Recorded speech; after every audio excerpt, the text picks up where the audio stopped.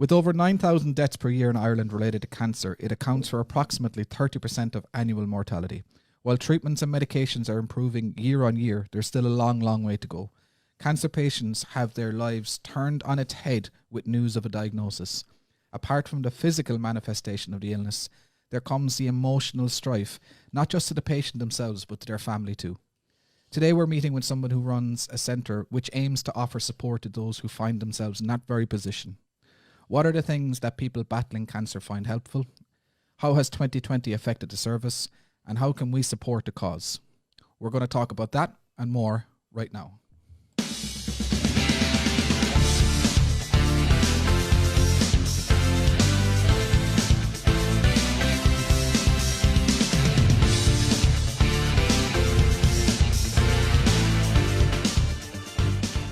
Hi, you're listening to The Fight Coach, The Psychotherapist and The Gym Mama. FCPGM is a weekly podcast where we discuss important topics that affect you and your family and tips we suggest that might just help you out. On today's episode, we're joined by someone who manages a cancer support network in Cork in Ireland. We'll be discussing the ins and outs of what's involved and what we can do to help. More on our guest in just a bit. As per usual, I'm joined by James White of API Clinics, a psychotherapist well versed in the world of mental health, stress management and anxiety. How's it going? Marlene Griffin, aka The Gym Mama, a parent of 3, an owner-manager of a busy martial arts and fitness gym and a lifelong martial artist. Hi there. My name is Liam O'Griffin. I'm a professional MMA coach and an e-learning developer with an engineering background. If you'd like to follow along with us using our show notes, you can get them at www.fcpgm.com. There you'll find links to our Facebook community page, our Twitter feed and our Discord server. If you'd like to join the conversation and add your experience and feedback, we'd love to hear from you. So, let's begin.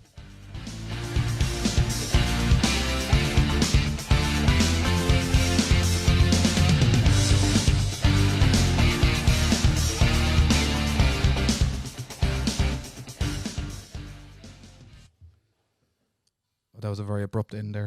Sorry about that. But anyway, welcome to the podcast, guys. So, as I said, today we have a very special guest in-house, Miss Linda Goggin James, who is the General Manager of the Cork Cancer Care Centre. In a former life, she was involved in the beauty industry and found herself getting involved in the Cork Cancer Care Centre when it was known as the Girls Club. And she's going to fill in the gaps around that. So, Linda, you're very welcome to the podcast. Hi. Thanks for coming in. And I suppose we will start off with that question. Who is Linda Goggin James and how did you get involved in the Cork Cancer Care Centre?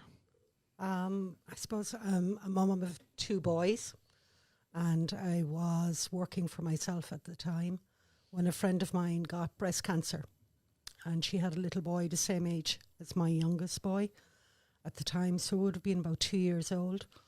And as her cancer progressed, she spoke about the sports centre she used to go into called the Girls Club and how much she depended on him to support her mentally as well as physically while she was going through her cancer treatment. So one day she pulled me in to come in and see the centre, and I met Anne Dowley-Spillane, who ran the centre.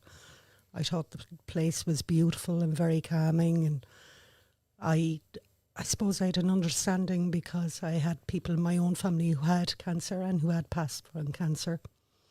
So later on in 2014, in October, sadly, my friend passed away. And I spoke to Anne and said, if you need help in any way, just pick up the phone. And within 24 hours, she'd picked up the phone and asked me would I come in and help her in promoting the centre. And that's where the story started. I never left. And I suppose just as you mentioned, Anne Dowley-Spillane, I know from reading the website that Anne was the pioneer of what was formerly known as the founder, exactly, as what was formerly known as the Girls Club. Can you give us a little bit of a background story about Anne and the Girls Club and how it formed into the Cork Cancer Care Centre then? Anne started the centre back in, 2011. When she was diagnosed with cervical cancer herself.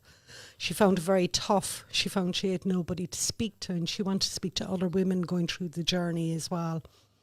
So she started up meeting once a month in town, in one of the hotels in town, and they would sit and they talk and they would support each other and they would pass on information on their journey to each other. And within 12 months, Anne opened a centre just in Paul's Avenue. And she started looking into holistic therapies, looking into counselling. So she brought everybody who had great expertise in that area into the centre. And the centre started thriving from there. But by the time when I came in 2014 and then we were going into 2015, we started gentlemen started asking, could they come into the centre? Then we were asked, could we see young adults? So that's why the name changed in 2017, because it was no longer the girls' club. It was no longer just women. It was men, women and young adults that we were seeing. So that's how everything started changing from there. Sadly, we lost Anne in 2017 when her cancer returned. But her journey and her legacy is still going on stronger than ever. Yeah, absolutely. So for those that are watching in, I know we had some technical issues with sound there a minute ago, but for those who are watching in, you can kind of get a sense of this Anne's backstory as well, just going on from that, from the website, www.corkcancercarecentre.ie. So we'll try and get some images up on that in a minute. Have you guys got questions that you want to jump onto? Or? Well, I suppose, I think I have great admiration for the job you're doing, because, I often joke here in the gym that, biologically, my bladder is just next to my eyes, so the least little thing. And I'm no good to somebody if they're upset, because I'm actually probably going to cry and things like that, which is fine in a gym. But, that must be, for me, being such a softie, but at the same time, I would consider myself caring. To be able to do what you're doing is just incredible. And how do you manage to be, emotionally with people? I think at the start, I would have found it very hard myself, especially if I had a young mother with children coming into me who'd been just diagnosed. I understood because I was a mom and I did have children. So I felt that I almost joined them when they started crying, and I would find it very hard to hold back what I was feeling, and I just wanted to get up out of the seat and wrap my arms around them and tell them everything is going to be all right. But one day Anne pulled me aside after somebody left. I hadn't cried in front of the person, but when the person left, I was quite emotional. And she said to me, "You're not helping the person. You're not helping the person if you're crying with them, because what happens is they're holding back their emotions. They can't let it out because they're upsetting you." So after a while, and a lot of learning, and a lot of meditation, and learning from others and counsellors as well, because it is learning. We keep learning as we go along inside the centre. You find it easier. You find you know what to say. You find you're understanding. Of course, you want to wrap your arms around You're them. still emotional. You're still emotional, yeah, and you still do. And we do wrap our arms around them. When they're finished speaking, we do go and wrap our arms around them, tell them, but you can't tell them everything is going to be all right. We can tell them we can walk beside you and help you as long as, as much as we can as you go through this journey, and find what they're looking for, what area they need most support in. Sometimes it's because they're worried about their husband at home, or the husband's here and he's worried about his wife. So that's how we reach out to the family as well. And the counselling is there for family, it's there for young children, it's there for young adults. And fabulous. I suppose, Jimmy, you have something similar to that with regards to dealing with kind of counselling and psychotherapy, and you've got a lot of patients and clients who have conversations with you that could get you possibly down as well. So this is something you have a lot of experience in. So is there anything that you could add to that conversation? So I suppose every single one of us are human, and we all have different emotions and connections with different stories. Some stories are easier to hear when it's not directly connected to you, so you can have that sort of space in between understanding and empathy and compassion for the person, that it doesn't emotionally affect you, even though you may still feel some sadness to the person. It's tougher when it actually connects with you. So obviously, from the cancer point of view, if you have been directly affected by cancer and you're working in that area, it's a little bit more tougher for you to distance yourself from the emotion because you have that direct connection. But say from the counselling and psychotherapy side of you, I would have people who would come in and tell me stories to do with, maybe when they were younger or when they were in their teens or something, and it would actually connect directly with me, and I could feel the emotion of what they're going through because I've been there or I went through it too. And it is a case of being able to, like what Linda said, the question on my head when I get involved in that or get caught up in my own emotion is, what is of support to that person right now? And I know that crying isn't, because obviously there will be a disconnect. So in regards to tools and tips and how to deal with it, there's many out there. Breathing is one, meditation is the other, understanding yourself, being able to take a step back. But there's no one tip that's going to work for everybody, because look, when you're dealing with emotions and connection with a human person that's opposite you, it's hard, so when you're finished your work, then you have to have a routine of something that you do to close the door on work and open the door back on your life for the rest of the evening or whatever. Yeah, absolutely. And just in terms of the centre, Linda, can you give the listeners a kind of a walkthrough? What happens when someone makes first contact with the centre, and what is it that the centre provides in terms of services and support to that person? People reach out many ways. I suppose the last 12 months has been slightly different. A lot of people before would have been recommended by a person who had used the service already, and they would bring the person in. A lot of people just knock on the door. Sadly, we're so close to the Mercy Hospital that a lot of people have walked straight from the hospital to our door just after being diagnosed.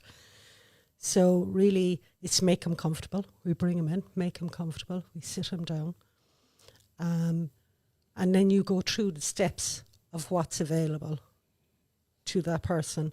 So the steps would be, we do counselling, we do psychotherapy. Before the lockdown, we had a whole lot of holistic therapies.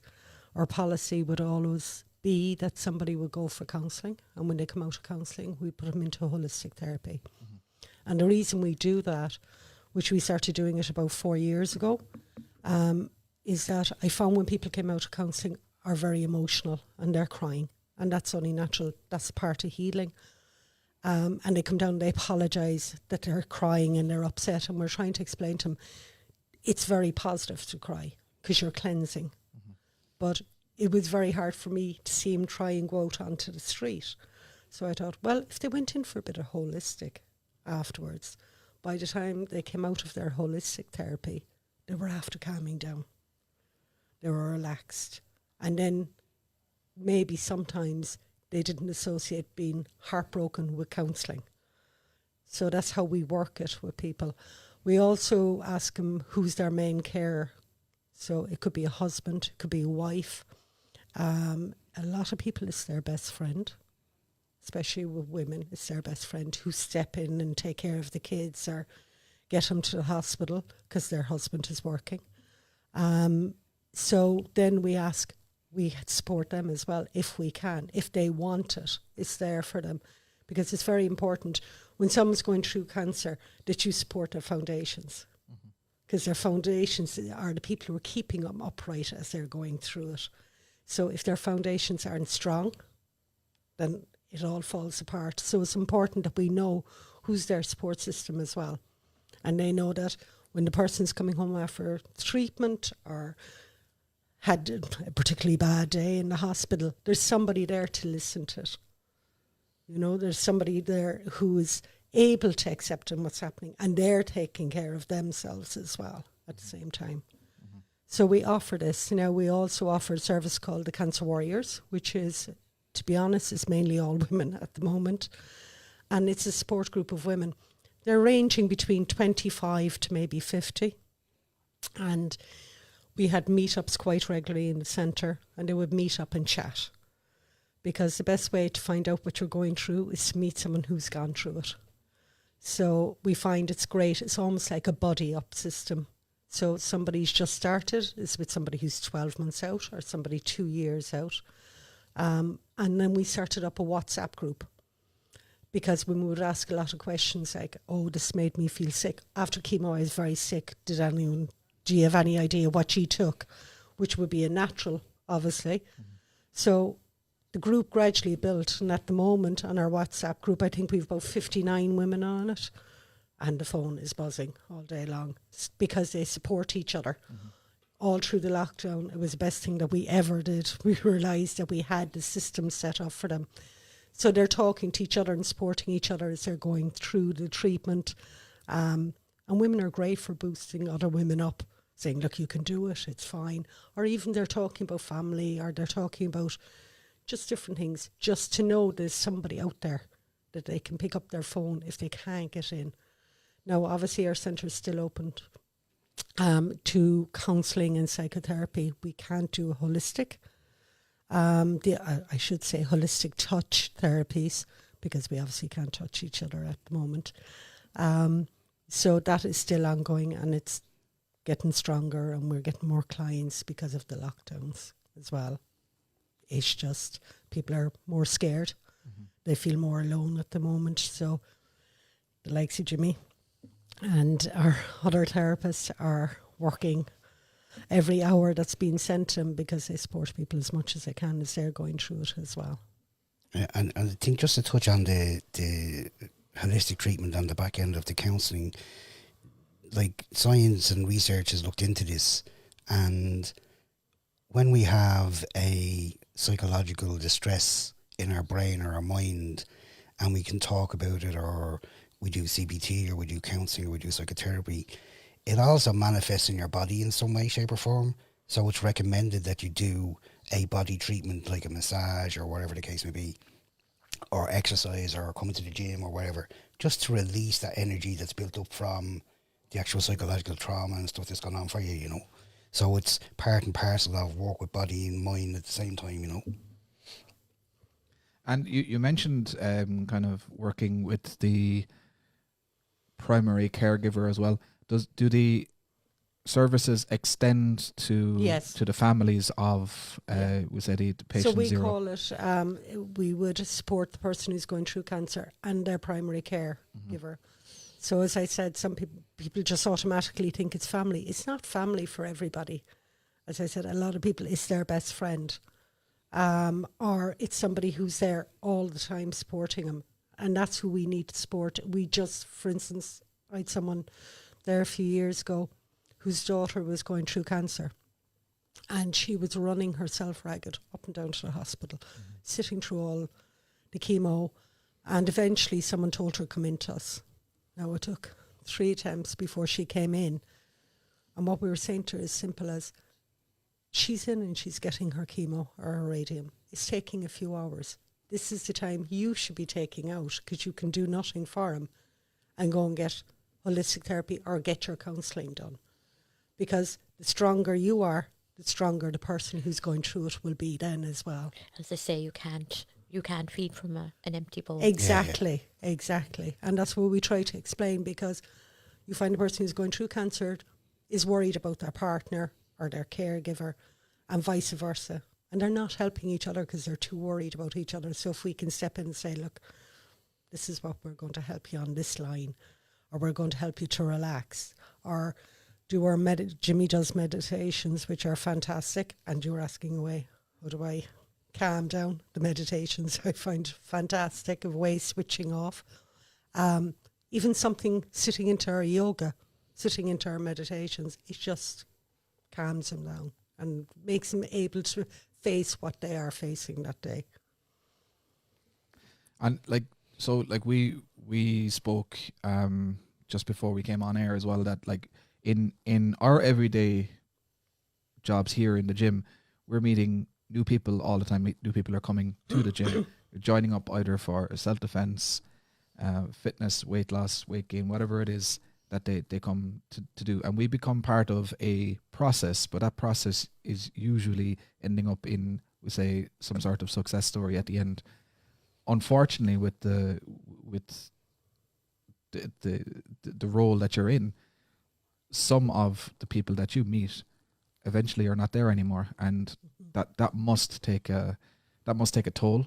And how do you manage that? How, like, that's something I would find very, very tough to manage with. I would agree, because even there we had somebody move to England for, that was in the gym and is now over. Isaac is in England, and we felt that is a big deal. So that it must be incredible. Like, I suppose when they come in, we almost become a family, because everybody's protecting, and they become a part of the unit that we are. It's very tough, because as you get to know someone, you get to know their family, you know about their kids, and it does, each one of them that we sadly lose, you leave a huge gap in our hearts when they're gone. But they also, what people, I try to tell people is, if you meet someone, the most amazing thing I find I hear from my cancer warriors, which stuns me, and I've heard it so many times, they've said to me, look, I got cancer.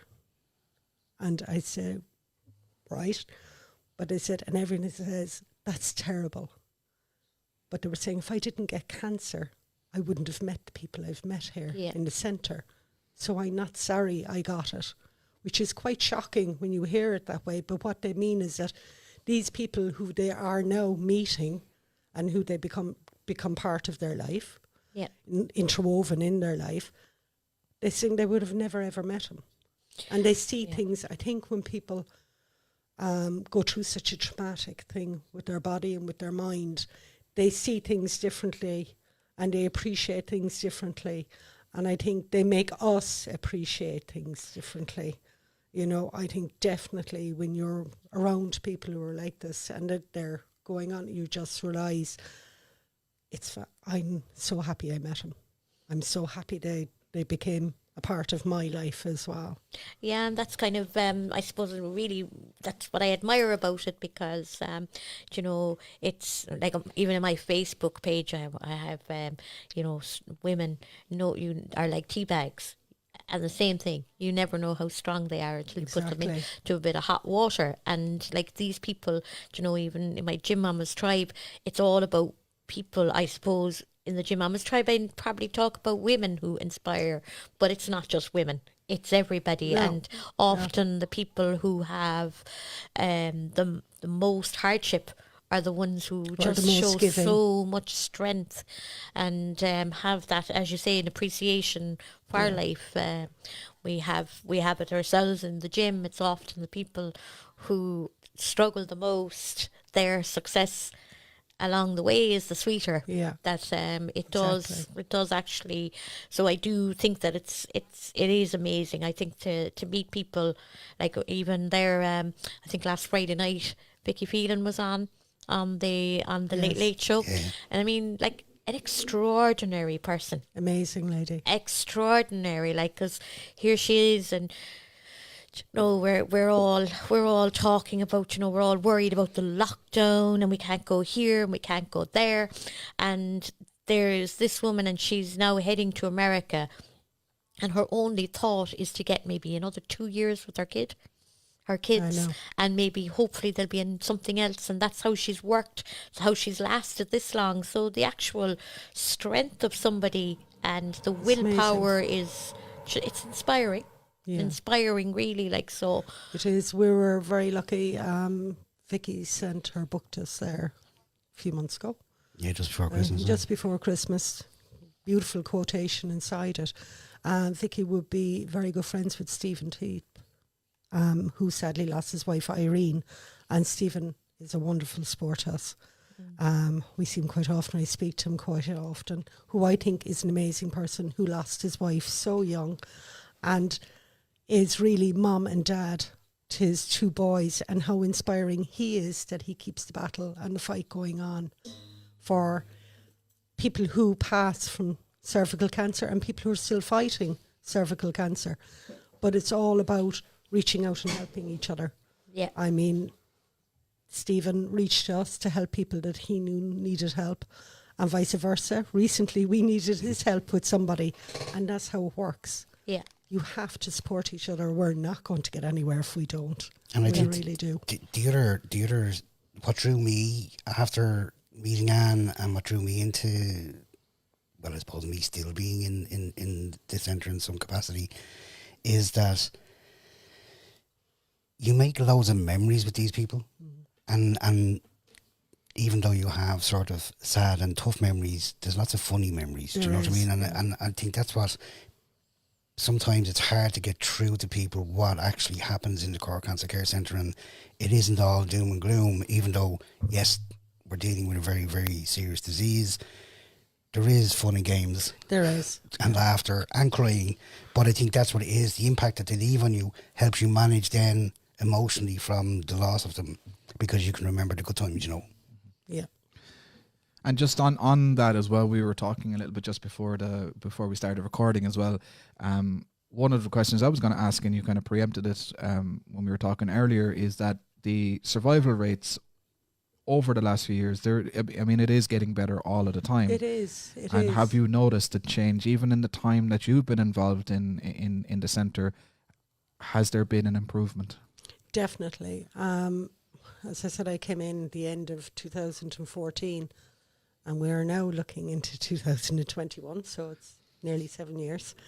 And we have, sadly, at the first few years, I found quite tough, because we were talking about losing 9, 10, 11. So nearly every month, it felt like we were losing one of our own, as we would say. But only for cancer research and people doing what they're doing in cancer research. The difference now is people are surviving with cancer. And that's what we must remember. Before, we'd hear people saying, oh, they're cured. That's something you don't hear anymore. You hear from oncologists making statements that it's now being treated like a long-term illness. Once you get cancer, you have cancer. Yep. You're now learning how to live with cancer. That's the difference. They treat cancer now like if you have a heart condition or your diabetes, it's something you're going to have to live with and learn how to live with it. So now and we have a lot more people now than we had 7 years ago attending the centre, an awful lot more people. We were so happy to say only last year we only lost 3 people, and to us, we have definitely double, if not more. I would say, Jimmy, of clients. That's just amazing. You know, that's just amazing. I think the oncologists that we have in Cork, we're extremely lucky to have. I don't know if people realise it, but Cork has the biggest rate of cancer in the country. Really? But we have the highest rate of cancer down south. So, is there any reason for that? Is there any? They've done so much research, and something we even looked into ourselves, and even going to conferences. They're researching this for nearly 15, 20 years, and they don't know why.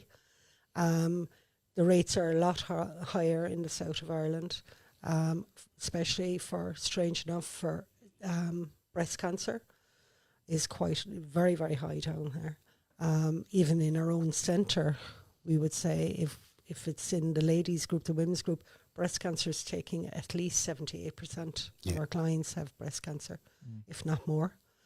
And would that be upsetting now at the moment, like with lockdown and then all these? It's scary. Like the you know, when breast check had to be stopped and everything, you know, that must be very, very scary, thinking that it's so high here.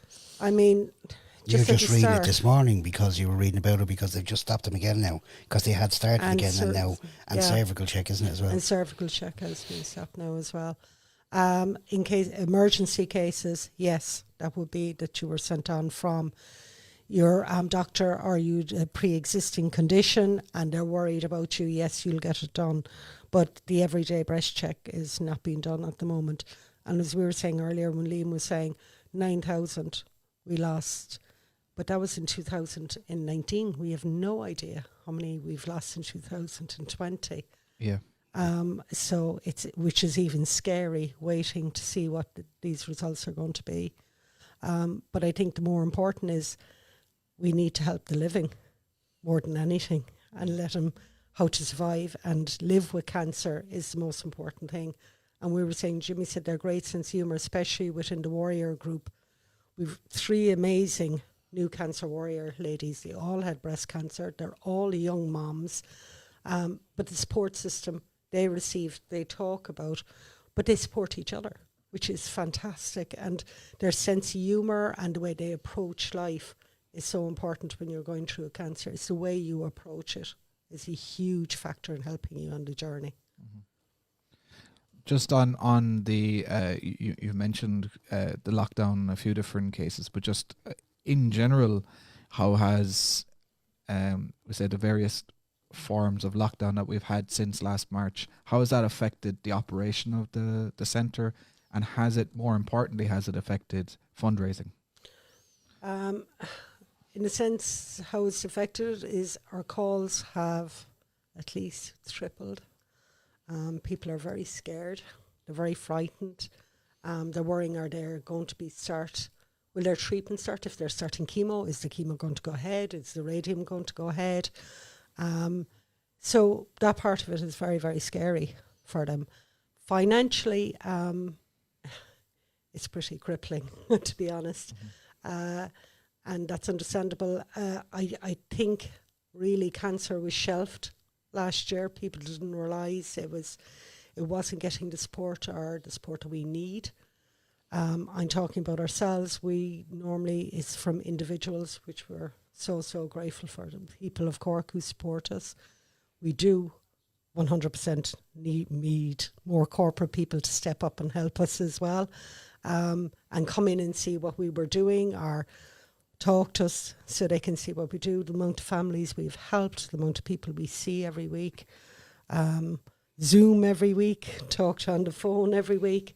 So I think we're busier now than we were in 2019. So financial help is a huge important to us to keep going what we're doing now, so we can continue to help as many as we can. And I suppose just for the sake of the listeners and the viewers, we just need to point out that the Cork Cancer Care Centre is not government funded. Everything that you do is 100% reliant on the generosity of the public and of corporate sponsors, and any form of fundraising that anybody that would be willing to step up to do. That's how the Cork Cancer Care Centre keeps going, and that's how it manages to offer the services to the people in need. So obviously we would like to be part of some sort of a push that gets people over to the website www.corkcancercarecentre.ie. Anybody wanting to donate or run a fundraiser, or maybe coerce some corporate bodies that they're involved in to maybe talk to the Cork Cancer Care Centre about maybe doing some form of sponsorship. So, and is that the best way of people to get in touch? Is just through the website? Through the website. They can do it through our Facebook, which we have huge following on our Facebook pages. They can contact us by Cork Cancer or Gmail account as well. There's many ways to contact us, to be honest. Even pick up the phone and there's someone always answering. But I suppose there's not one of us could say that we don't know somebody. You know, it's like even in this time at the moment, we're saying, "Oh, do you know somebody with COVID?" But actually, none of us would have to think very hard. Do we know somebody with cancer? Yeah. And it's kind of it does come to so many doors. It does. That it would be it would be great if people kind of just thought about it more, and because it's like anything else, you never know till you're in the situation yourself. Exactly. And it'll be greatly appreciated if these services are there. Very much so, because as I said, I'm extremely lucky. Everyone that's in the centre is a volunteer, and I have the most amazing volunteers in Cork City, and I say it all the time. The centre would not be there only for all these counsellors and holistic therapists and yoga instructors. We would be lost that they give their time so freely of it. But still, there's a lot to run a centre, and it takes a lot of money to keep the centre going and up to the standards, and especially when we were going through COVID, the standards what we had to bring in, and we just need help so we can continue to help people. And one question I was going to ask is that, we'll say in Cork, you say now that cancer, we're the biggest in Ireland, in the south for cancer. Like the the Cancer Club, are you unique in what you offer, or do you know, like in that? Obviously, you said earlier you're not medical, so you have Yeah. the medical side, which would be the hospital and the oncologist and everything like that. And then, like, this is me. I know that there's an ARC house. There's Yeah. so like, is that like what you're offering, like, is not on the medical side of things? No, Would I be right no. in saying that? Yeah. that No, we would be delighted if But no, someone no, from the yeah. medical world would like to volunteer. But our aspects, the way we come across, I suppose it's like home away from home. yeah, So our approach is very much come in and it's a family unit. People are able to speak freely. They feel there's no stupid questions. yeah. There, as I said, it's more like Well, it sitting down and being comfortable. We have a lot younger age group too as well in the Yeah. Cork Cancer Care Centre. So a lot of our women are in their 30s and 40s. So I suppose it's a younger bracket of people we would be seeing. Obviously we have people in their 50s and 60s as well, but our biggest group would be 30 to 45. That's male and female would be Yeah. our biggest group that we see. I suppose what I was trying to say is probably, you know, the way, you know, like, you're a very important part of of everything that's involved in cancer in Cork. Well, If you know what I mean, that you're not providing something. yeah. You're It's a not, support. you know, it is like It's a that. It's support. it's something that's not available in the medical side, and you're accompanying the medical side. That's then, it. but you're, you know, kind of you're so it works hand Like in our hand. whole idea, especially if you speak to anyone going through cancer, they almost have to carry a diary around with them because they have so many appointments. Yes. They're pulled and they're dragged and everything to help them. But while all this is going on, nobody's dealing with mentally Yeah. what they're going through Exactly. or how they're feeling Feeling, yeah. inside. Or the So- families, as you say. Or the families. So this is an area where they can come in and be themselves. As I said, when somebody's going through cancer, they have many masks. They have the one for the doctor. They have one for the husband or the wife, how they're feeling. They have one for the kids. They have for their friends. And they hide behind them because it's safer to hide behind them. When they come through the door, the masks are dropped because they're able to talk to other cancer survivors or warriors or whatever you feel comfortable with calling them. So they're able to be themselves. They're able to talk about their fears, their anxieties, their anger. Yeah. You yeah. know, and like someone said, does cancer change you? It does and it doesn't. I think cancer, the one thing cancer definitely brings into your life is fear. The biggest thing I think it'll bring in. And it's something we try to help them to learn to live with because it never really goes away. It's teaching mechanisms that Jimmy would do, meditations, different things that you try and trick your brain in to feel safe. Yeah. And that's what we're there to do. And I think the way I would explain it, on top of the question that you asked, is that it's a place where there's no time limit. So it's not clinical. Yeah. So it gives you that space to just be who you are, say what Yeah. you need to say. You're not in and out within 40 minutes. Do you know what I mean? Now, obviously, in your sessions, particularly the counselling sessions, holistic sessions, you are, but the actual office downstairs and the room downstairs where you can have a cup of tea and a coffee, you can just go in and sit down and just chill. So that would be the difference. That would be one of the unique parts that we would have in there as well. Like, do you know what I mean? That it is like a home away from home where you can actually just be free to do rant and rave, use bad language, whatever it is you need to do. Like, get through your day. Anne's message was, we're going to talk about it. Do you know what I mean? And that's Yeah. what we do. We're going to talk about it. We don't shy away from it. You know, it's not And something people need to know too as well is that when they come in, they're not told you have a certain amount of sessions in counselling. You have a certain amount of sessions in holistic. We tell people we give you the sessions as long as you need them, which is very important, where a lot of us come and they say, well, we're told we only can have 9 or we can only have 12. And from me just speaking to Jimmy and the other counsellors go, Linda, we're only touching the iceberg. We're literally only touching the tip of the iceberg with those. So we're there as long as they need us. Yeah. And then when it's time to go, it's great. It means we've done their job and they're quite happy to close the door and go on. Our problem is make him go on the next step, you know. And I know some of the things that go very well are the blanket of hope. Yes. That's a lovely, lovely scheme, and I'm delighted because Liam and I were working with the transition years in Blarney, Right. and we gave out Jimmy brought home the wool, and we brought it all out. So I think you're going there, Yeah. afterwards. But even here, we have one man, and like his wife has one of the blankets, and that's his comfort now that she's gone as well. Yeah, Do you know what I mean? That it's You hear such- many stories that people Yeah. bring to us, especially you hear moms who got the blanket and are doing well now, but you find their kids have the blanket. 'Cause Tell us that's how their that's comfort. what's involved in that. So Anne started it back in January 2014, and it was women coming in and whatever speaking about after chemo, how cold they felt. They just felt cold. They couldn't warm up and they felt cold all the time. And Anne said, does anyone know somebody who can knit? Can get a few people to knit some blankets and we'll get some because there's nothing like a wool blanket to keep you warm. So they went and asked the volunteers, do you know anyone? Does your wife knit, or do you know anyone who would do it? And it started that way.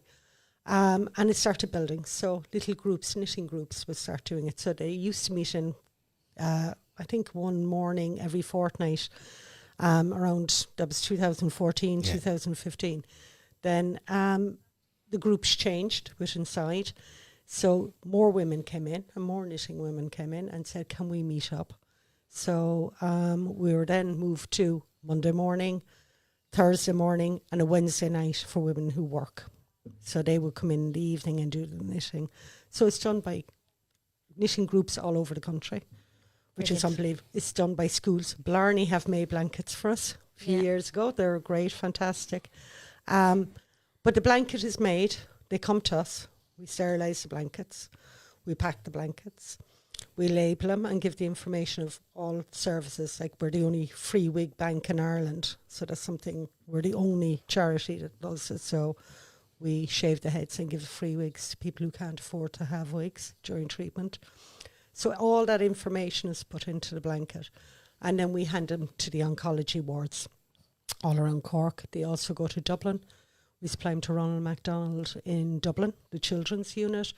St. John's ward in Dublin also gets it from us. A few around Galway hospitals and Clare have received blankets. Waterford and Kerry have received blankets. It just kept growing because people caught on with the idea. It meant so much when you speak to people, and Jimmy would see it quite often, come into the office and say, oh, I got a blanket 3 years ago.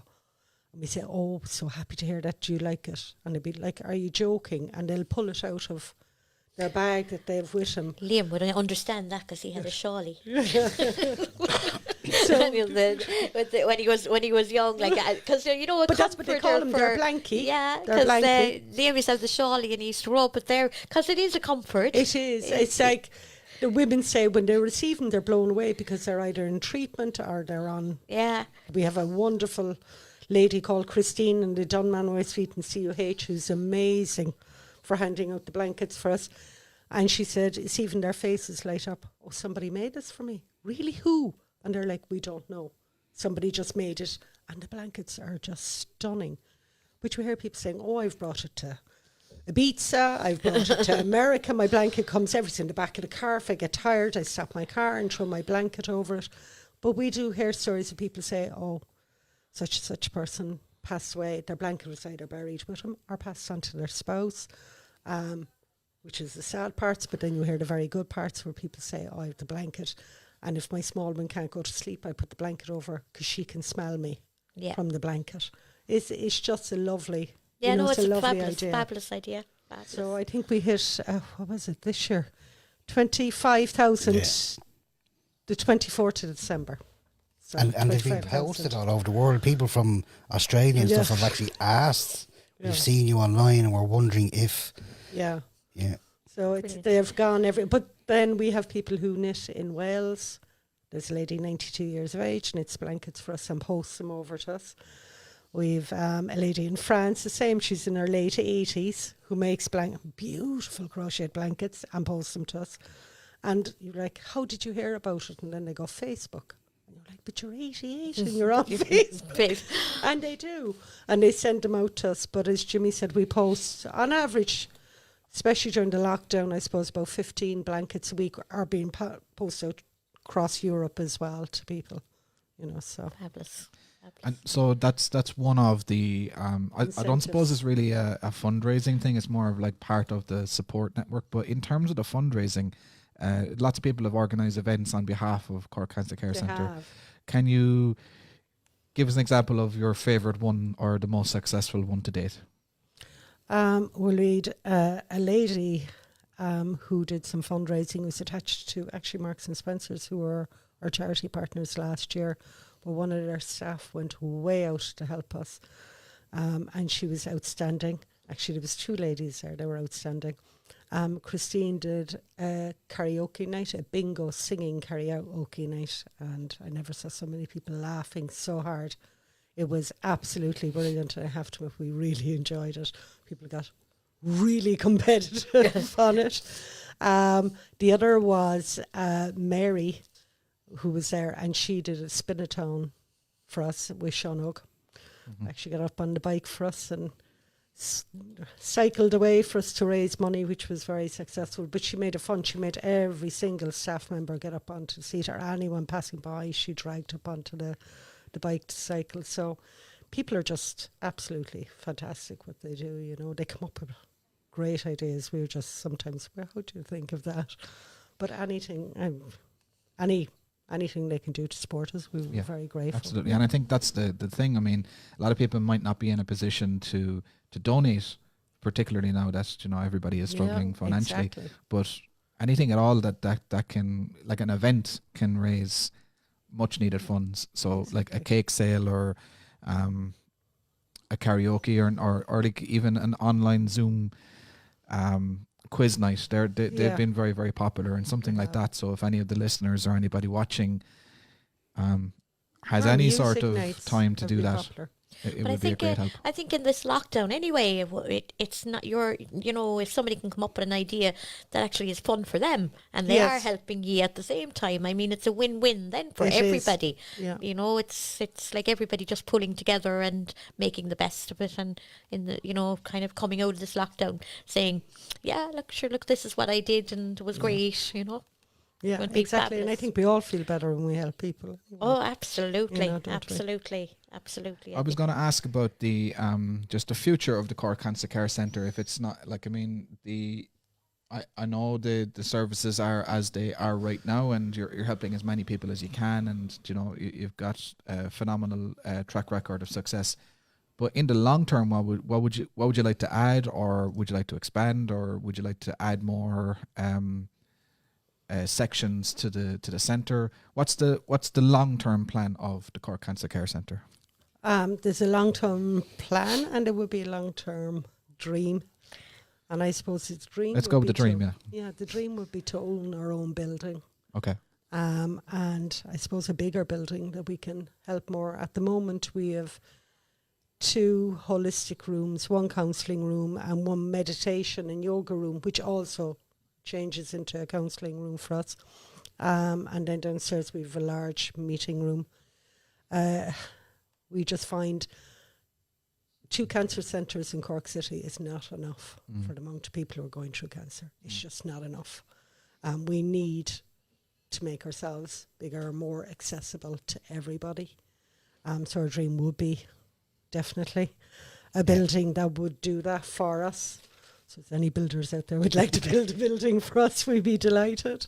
Or landlords or developers that might have a few empty units. Yeah, we'd be absolutely plenty of empty delighted. units at the moment. So that would be our dream. At the moment, it's all our rooms have turned into counselling rooms. Yep. Obviously, because our holistic isn't. Our meditation is done online, and so is any other of our treatments that we're doing, our holistic therapies. So all our rooms at the moment are being used for counselling, because we still do face-to-face counselling as well as Zoom and as well on the phone as well. So it's really making sure we can reach as many people as possible and help as many people as we can. The one thing I never want to be able to say to someone is, I can't take you. Or you have to wait, because when people pick up the phone, they really are at their wits' end. They need to speak to someone now, you know. So that would be my thing, really. And as you said there, everything in the you have volunteers who They're all help volunteers. out with volunteers. So is there something that people could do to volunteer? I mean, I know now at the moment it's hard to get to do that. See, the but in problem- the long term, like, is there?